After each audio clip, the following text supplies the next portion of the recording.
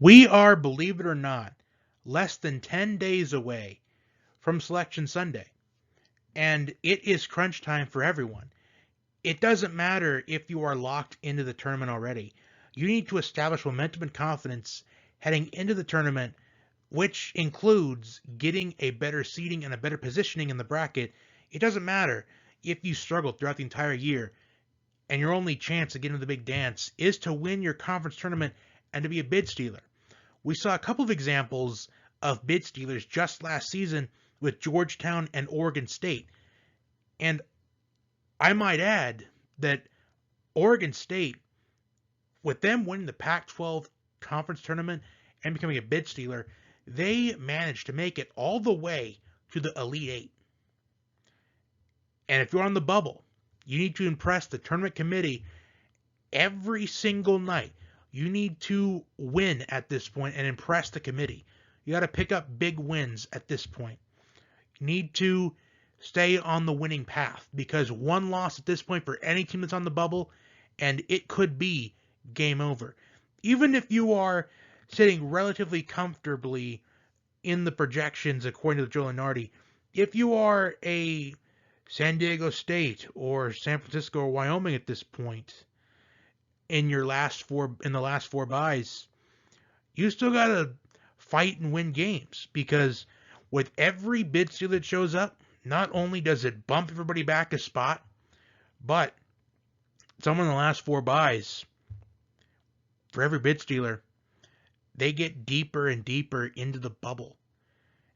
And next thing you know, you're playing in a play-in game. Now, I don't want to do a practice bracket today. I just want to go over the top seeds and the bubble watch. Now, I do want to add that just because I say certain things today doesn't mean I'll think the same way once the brackets come out. So I wanted to just add that in there, because I'm going to provide a lot of information, a lot of my thoughts on what's happening right now, not only with the race for getting a top seed, but on the bubble watch as well. So just because I say something right now doesn't mean I'll think the same way 10 days from now when the bracket comes out. Now, according to Joe Lunardi, as once again, if you're listening to a bracketology update of mine for the first time, I prefer to go by Joe Lunardi's projections. So the top seeds here, number one seeds, are projected as follows: Gonzaga, Arizona, Baylor, and Auburn. Now, Gonzaga is already a lock for number one seed, and I'd say 99.9% chance that they are a lock to have the top seed once again in this tournament for the second consecutive season. Now, the only way that I think Gonzaga wouldn't be the number one overall seed is if, one, Arizona took care of Cal tomorrow, which I assume they will. So Arizona, at that point with the win over Cal tomorrow, will be a lock for a number one seed as well. If Arizona won the Pac-12 conference tournament, because if you think of who they could potentially beat along the way in this conference tournament, you got teams such as UCLA, USC, Oregon, who right now is in that bubble. So Arizona could potentially add some more resume wins. And if Gonzaga were to lose their first game in their conference tournament, then I think that's the only way that Gonzaga would not be the number one overall seed. But as long as Gonzaga wins on Monday night, they're the number one overall seed in this tournament, no matter what happens throughout the rest of conference tournament play. Now, when you look at Baylor and Auburn at 3 and 4, those last two spots on the one line, what sticks out to me is what's on the two line. Kansas, Kentucky, Duke, and Wisconsin in that order of the two seeds. Now, logically, you would say that depending on what happens in conference tournament play, that if Baylor and Kansas met up in the Big 12 championship and Auburn and Kentucky met in the SEC championship, then the winners of those conference tournaments will be the last 2 seeds on the 1 line. But I think there is still a chance for Duke to make it to the 1 line. In fact, I think if Duke were to win the ACC conference tournament, then I think it is very likely that Duke will make it to the 1 line. Because in the SEC conference tournament, don't count out Tennessee or Arkansas, because Arkansas has already beaten Auburn and Kentucky this season. So don't count out the Razorbacks, don't count out the Volunteers. And for the Big 12, don't count out Texas Tech. Don't count out Texas. I mean, even TCU has been getting hot lately. And TCU, they just beat Kansas a couple nights ago, but Kansas avenged their loss earlier in the week by winning last night. So how will the tournament committee feel about that? Do they want to cancel out the loss that Kansas had earlier in the week? That's the question that I'm wondering. So I think that Baylor, Auburn, Kansas, Kentucky, and Duke, those are the 5 teams that are fighting for the final 2 spots on the 1 line. I think Wisconsin, I think the best they can do is try to improve their positioning in the bracket the best they can, but for Wisconsin, they got to at least stay on the 2 line. Now, the 3 line is as follows: Villanova, Texas Tech, Purdue, and Tennessee. Texas Tech, don't count them out, because the last couple seasons we've seen Texas Tech make it relatively deep into the tournament. And I still think Texas Tech has potential to win the Big 12 tournament. Purdue, I would say, has potential to still win the Big 10 tournament. Villanova is the favorite in the Big East. So the best I think Villanova can do is to get into that 2 line. Now the 4 line is as follows: Providence, UCLA, Illinois, and Arkansas in that order. I think as long as Arkansas wins a couple games in the SEC conference tournament, I think Arkansas is going to make it to the 3 line. They could, depending on what happens and how they win, they could make it all the way up to the 2 line. If there's a lot of chaos that happens between now and Selection Sunday, then I think Arkansas, we could see him on that 2 line. But I would probably say 3 line. And if the next in line for one of the top seeds, Houston, Texas, UConn, Alabama. Which Alabama, they are still a contender in this SEC conference tournament as well. But with Alabama just losing to Texas A&M the other night, I don't know. I feel like Alabama, the best I can do is probably a 5 or a 6. But we will see. So now let's get to the bubble.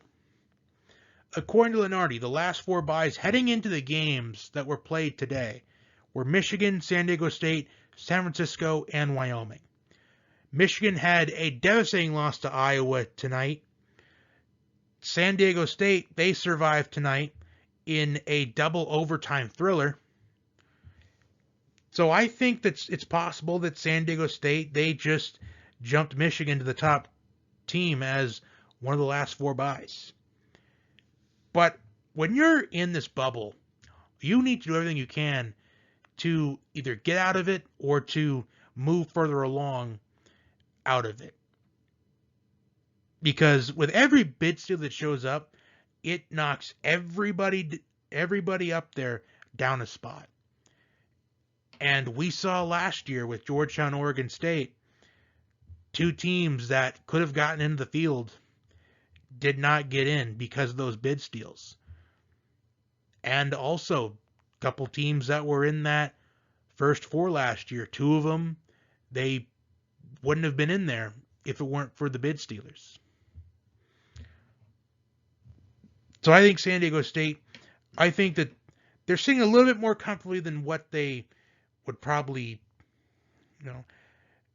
they're probably feeling a little bit more comfortable now than what they probably should be. San Francisco, I think that as long as they at least win a game or two in their conference tournament, I think they'll be fine. Wyoming, same thing for them. Now the question is, would you be in the last 4 byes, or do you have to play in a play-in game? Now the last 4 in are projected as Rutgers, Xavier, Memphis, and Loyola Chicago. Now we had some conference tournaments begin this week, including the Missouri Valley Conference. Now the pressure is on for the Ramblers of Loyola Chicago, because if they don't win the Missouri Valley Conference tournament, they are not getting in. I don't care what expert says what. I don't care what Joe Lunardi says. I don't care what any other bracketology expert says.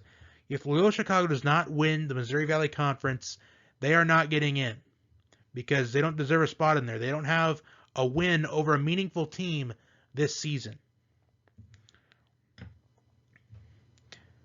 Memphis, they got a win tonight. Big win to boost their resume. Rutgers, they had a big win against Indiana the other night, which puts Indiana as that first team out, as the first 4 out. Indiana, BYU, Oregon, and SMU. And SMU picked up a win tonight, as SMU is in that first 4 out. And if SMU, if they can make a run in their conference tournament, then I think they can. Then I think they can and probably will get in. Now they swept Memphis this season, which I said in the last bracketology update that I don't understand why SMU is in the first 4 out, but Memphis isn't, because they beat them twice in the regular season, and SMU, I just feel like that they deserve to be in at this point. Now, Oregon has had multiple chances to get themselves out of this first 4 out, or the next 4 out, or wherever they were located throughout the last couple weeks. They've had opportunities. They had an opportunity to pick up a marquee win over Arizona, an opportunity to pick up a marquee win against USC, but they lost by a possession in both those games. So they had 2 chances to boost up their resume, and they failed both opportunities to do so. So for Oregon to get in, they need one. Well, I'll say this. If you're in the first 4 out, or the next 4 out, or even the next in line, which I will go through quickly, the next 4 out, according to Lunardi, are Virginia Tech, VCU, Florida, and Dayton, with the next in line are Virginia, Texas A&M, and St. Bonaventure, which Texas A&M has, it looked like their season was getting off to a strong start, where they beat Notre Dame. They had an opportunity to boost their resume against TCU, but they lost that one. And A&M, they've just been struggling lately. They do have a key win against Arkansas. They got a key win against Alabama the other night. So you never know. Texas A&M, if they can make a run in the SEC Conference Tournament with the teams that are in it and how good they've been this season, I mean, if they can beat an Auburn or a Kentucky or a Tennessee and Arkansas and Alabama again, I mean, the sky could be the limit for them. They could potentially be one of those bid stealers.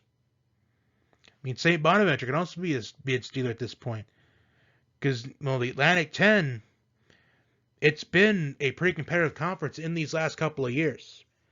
It used to be only a 1-bid league, a 1-bid conference, I should say. But, lately we've seen multiple teams in the Atlantic 10 make the big dance. So, at this point, if you're in the first 4 out, or the next 4 out, or next in line, a thing that can help you, a lifeline, at this point, can be somebody other than Loyola Chicago winning the Missouri Valley Conference. Because if they don't win it, then they're out completely. And that would open the door for Indiana, or a BYU, or an SMU. Oregon, I feel like if they don't at least make it to the final in the Pac-12 Conference Tournament, then I think they're not going to get in. So if you're in, if you're in Virginia Tech or VCU or Florida, Dayton, Virginia, Texas A&M, St. Bonaventure, you pretty much got to win your conference tournament, I think. Now, I said last week that, I said a couple weeks ago that Virginia, I think their fate has been sealed. It's either win the conference tournament or you're not getting in. Florida, I thought they could have had the opportunity to improve their positioning here, but they blew the opportunity. Although I do believe that they do play Kentucky this Saturday. So a big win like that over Kentucky, not only could it damage their potential seeding, then I think it could boost Florida up into maybe the first four out. And if they can win a couple of games at SEC tournament, they can make it to the last four and they can make it into the field. So that is all I wanted to address. Now, conference tournaments, some started this week, others will start next week. I will probably do another Bracketology update probably Monday. That could be my plan. So, as always, like, share, subscribe, comment, and until next time, have a great day.